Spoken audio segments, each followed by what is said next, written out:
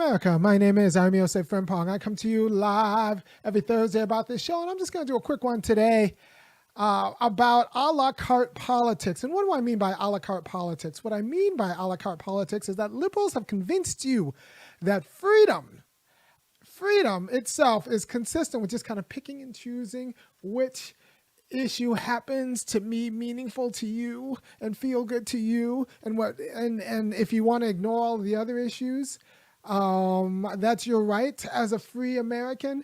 And I'll tell you right now, you are not actually governing if you do that, because part of what governing is, and this is one of those lectures on how liberals will screw you up about everything. Part of what governing is setting forth the rules about the whole.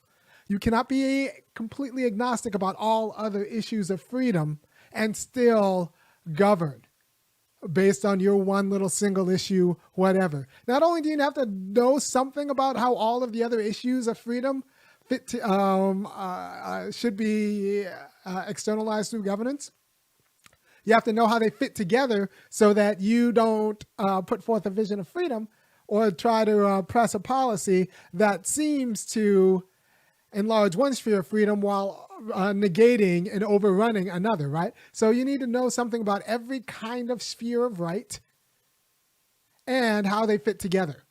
And that's part of what governing is. If you're just kind of doing it a la carte, like picking this issue, but not this issue, but not this issue, and then fighting for your right to do it, then you are fighting for your right to not govern. And why is this relevant for black politics? A lot of people watch my show for black politics, and a lot of people should watch my show for black politics. It's relevant for black politics because what it is to be American is to secure justice and make black people whole. That's part of the deal. That's part of the job of being a citizen in America. Right? It's not being a civilian. Civilian's different. Civilian, you can pick and choose. You can't pick and choose. You can pick and choose. Being a family member, you really can't, right? You can't just say that I'm going to treat one of my kids that much better than I treat the other one of my kids. If you were to do that, they would call you a bad family member, right? So they would call you derelict in your duty as your family if you treated one of your kids better than you treated the other of your kids, right? For no other reason than you just like them more. They would call you a bad family member. You are allowed to do that in civil society. You can pick and choose. You don't have to buy one brand over the other brand. You can pick and choose. That's fine. In civil society, market-based, fine. Not fine in family, not fine in politics. You cannot just pick and choose in politics. And what that means is that even if you don't care about black justice, you don't care about the harm America has done to the black community in America and how the black community in America needs to be whole, you still, as an American, have a responsibility to think through what justice in that situation looks like. You still have a responsibility to confront it, right? This is like not confronting taxes. If you think you don't get to confront taxes, then you don't understand what it is to be a responsible American. Whoever taught you that you don't have to confront taxes was derelict in their duty, right?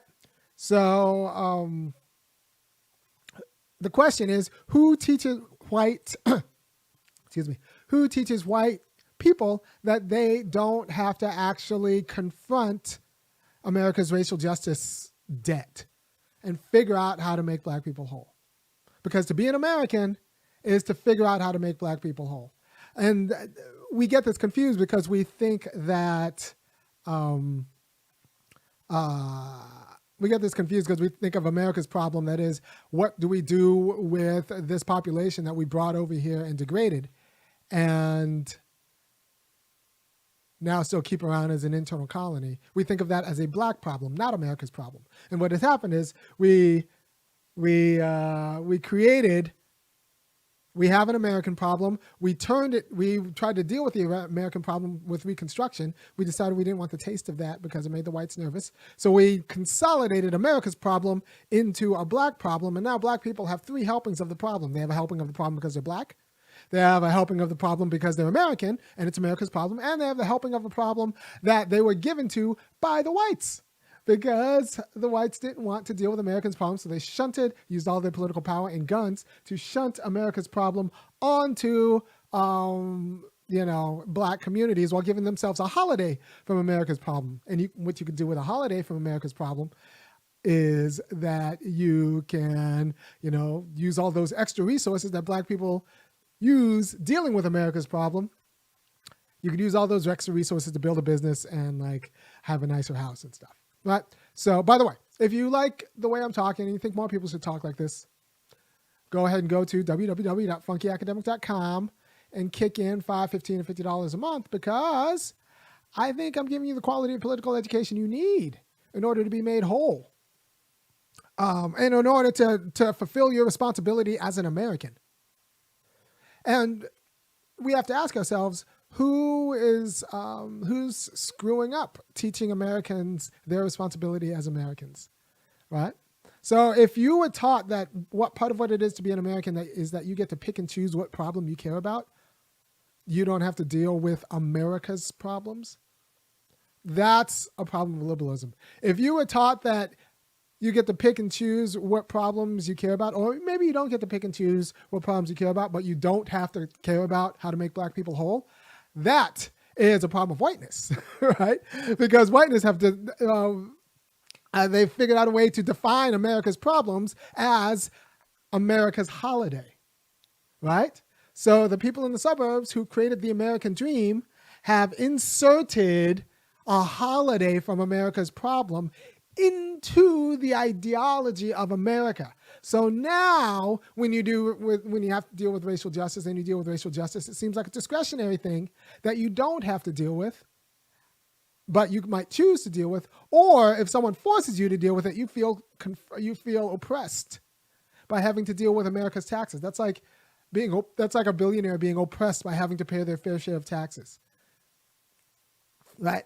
So like, what I'm trying to do is convince you to deal with America's problem. So you have been fed a distorted understanding of what it is to be an American. Who fed you, who fed you this distorted understanding of what it is to be an American? And I have a strong sensibility that it's probably parents and pastors and teachers, right? So we're just going to deal with parents a little bit.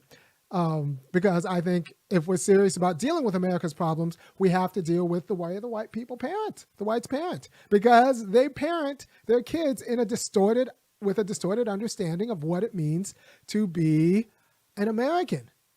They parent their kid with the understanding that to be an American, you can take a holiday from America's problem, right? And that is the issue. So we're gonna have to change the way white people parent. And the problem is that's part of white parenting. They've redefined America as a function of the American holiday. So the American dream and the American ideology is not having to deal with America's problem. That's like redefining America as not paying taxes. But yet, when you redefine America as the suburbs that were explicitly made as like a racially antagonistic place for black people, you're redefining America as a space without America's problems. That's like redefining America as a space without taxes. Right? So that's ridiculous and irresponsible and a dereliction of duty. So this entitlement to tell kids that they don't have to deal with outstanding justice claims to black communities is a part of parenting. And so when we fight that entitlement, we're going to get a backlash of parents, people white supremacists who don't fight for white supremacy as white supremacists. No, they fight for it as parents. Because one of their American entitlements is not having to deal with hard questions from Johnny or Tiffany about the state-sponsored degradation of black communities, right? Like white parents don't want to have to deal with that. And white parents don't want to have to deal with it so much that if they are put to deal with it, they will fight back and they won't fight back as white supremacists. They'll fight back as mothers. They'll fight back as fathers because of their entitlement not to have to deal with not to have to deal with hard questions from Johnny and Jackie about, how did grandpa really secure that contract? Right? Like about me, mom, papa's money. And I think that's the arena to fight. I think that's, if you're serious about racial justice, you don't fight this with guns. You don't fight the whites with guns. They have guns, right? So we have guns, they have guns. It just ends up with more people dying. You fight them with the truth, and you fight them with the forced truth and having to account for their truth. And since they don't really care about what you think, you got to get to their kids, right? So you get to their kids with the truth. So go ahead, send this video to all their kids. You get their kids with the truth about America's responsibility, the state's responsibility in degrading black people, and what are our plans to make black people whole. And then they'll talk to their parents with the truth, and then the parents are going to get very upset and either having to shame themselves in front of their kids by being like overtly racist, or they will just actually grow and have a healthy conversation about how do we make black people whole. And that's what I want to do. I want to help foment healthy conversations about how to make black people whole, because that's the end game. That's always been the end game, making black people whole. And people say, well, you can just have a multi-ethnic working class coalition that does that. And I'll say, like, no, actually, look, white people care about status. They use the money they get to buy status. And they lose status by sharing power with black people. So they're not going to lose status for money, because what do you think they spend money on? It would have to be a lot of money for them to buy more status than they lose by empowering entire black communities. Right? So just trying to approach them as working class, trying to buy them off and saying well, if poor whites work with poor blacks, we'll be fine.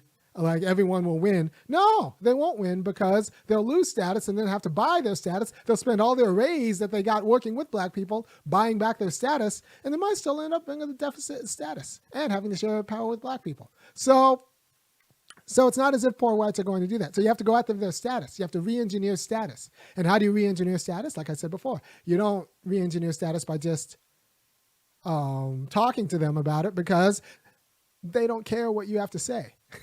That's part of what it is to be of high status. Black people don't have the social position to actually shame whites, right? But their kids do. They do care what their kids say, and they do care about seeing about how they're recognized in the eyes of their kids. So you get to their kids through public institutions and with the truth, and then have them have to deal with their kids as little proxies. This is what got Socrates killed, but and having to deal with their kids as little proxies of the truth. And then, we just kind of deal with the fallout there. And that way, we don't actually have to wait for a generation. We don't have to wait for those kids to grow up in order to get justice. You have to understand that a living politics has to concern itself with its reproduction all of the time. So if we go after the kids now, they have their conversations now. The change happens now, not later on, not a generation, right? Because what we're trying to do is change whiteness and change the white family and change the dynamic of the white family. Right now, it's very comfortable in the entitlement of not having to deal with, not having to talk about or deal with black community-wide degradation that was caused by an American identity, yet be responsible in creating new Americans. White people think that they create responsible Americans. They think they create patriots. They don't want to hear that you can't be a patriot in the United States and be agnostic, or think you can have a holiday from having to deal with how to make Americans whole. Same way you can't be a patriot and not pay any of your taxes. Sorry, you get to be a lot of things. You don't get to be a patriot. But if you want to be a patriot, we have to deal with these issues. If you want to be a patriot, you have to figure out how to make black people whole. And they want to be patriots. So we make that identity untenable without actually seriously engaging with the question of how do we make black people whole. And not as a discretionary project, but as part of what it is to be an American. So I'll reiterate. The problem with a la carte politics is that it tells people that they can be responsible citizens by just kind of picking and choosing the positions and not positions, the issues they want to care about. I just want to care about abortion. But that's not politics. That's like an NBA official only really caring about traveling. I only really call travels. I don't call anything else. Like, then you're not actually officiating basketball, right? Like, I'm an umpire, but I'm a football umpire, but I only call holding. But I'm supposed to like watch the whole game. It's not like it's like a division of labor. It's like I'm supposed to watch the whole game, except I only call ball. I only call holding. So yeah, or a baseball umpire behind the plate who says like, I don't call wild pitches. Well, it's part of your job to call all of the things. You can't just call balls and strikes. You also have to call passed balls, wild pitches. Well, I refuse to call wild pitches. Well, then you're not doing your job. You're not doing your job. And so citizens who call themselves Americans who think that they can not have an idea or like the problem or don't have to talk about the problem or don't have to deal with the problem and don't have to confront the problem of how to make black communities whole aren't serious about being Americans. And they're not, and that means if they tie their identity to being a parent who raises patriotic kids, they're not really serious about being parents. And that's when the whites get upset at me, because I think that we have to, right now, a lot of white people do tie their identity to being parents, and they tie their identity as parents to like not having to communicate the seriousness of America's responsibility to make black communities whole. They think they could do it. Well, I just teach my kid to be colorblind. That's not good enough. That's insufficient. You're still a bad parent. If you're a real parent, you would strategize with your kids about how we're going to make black people whole. How we're going to make sure it's your job, and it's my job to tell you as an American that we have to figure out how to make black communities whole because we degraded them in profound ways, which is why they don't have any commercial property right now. And so, yeah, a la carte politics isn't really politics because politics isn't particular. Politics is setting down the rules for the whole. If you read Plato's Republic, you know this. We teach bad political theory. We don't teach real political theory. So people don't know like what politics is for. You do political decisions are decisions about the whole. Civil decisions are decisions about your particular place in the whole. Family decisions are decisions about the whole family. Right? You can't, like I said, that's why you can't just be a good family member and play favorites among your children. You are actually doing it poorly, right? Because you're supposed to deal with the whole. Except in civil society, then you just do what you want. Market-based, whatever. The system works out the wholeness. The wholeness is at the intention of the system, not at the individual. All right. You can't be any kind of doctor, not just a specialist. To be a doctor, you have to know about the whole body. You can be like, well, I'm a heart doctor, so I don't have to know anything about the liver. So far as the heart pumps blood to the liver, you're going to have to know something about the liver, right? Like anyone who tells you that they can be a doctor but only know one thing about one aspect and not know how it fits into the whole says they're not really serious about being a doctor, because part of what a doctor is to know how the whole functions healthily, and every part is every part of the whole. All right. Thank you for being your time. By the way, if you appreciate what I'm doing, and what I'm doing is giving you a quality of education you probably did not get, not only in your K through 12 school, but in your college experience, go over to www.funkyacademic.com and kick in $5, $15, or $50 a month, and I will keep doing what I'm doing because it's very important to do what I'm doing. And by the way, what you should do right now, if you're watching, is go over to Bad Faith. Go ahead and put Bad Faith in Google. I did a show with Brianna Joy Gray a few days ago. I think it's airing right now, and it's going to be hot. You're going to want to get into the comments of that and just put in bad faith in the comments and bad faith in the search bar, and the show should come up. But yeah, I was on it. Things good. We talked about a lot of things, and I think I'm turning Brianna. I think I'm turning Brianna. Well, I'm right. So like, this is what usually, there's a life cycle to this. Maybe I'll talk about that next week. The life cycle to this quality of political insight, where people are first hostile and then like reality just proves me right. So there you go. Thank you for your time, and I will see you next week.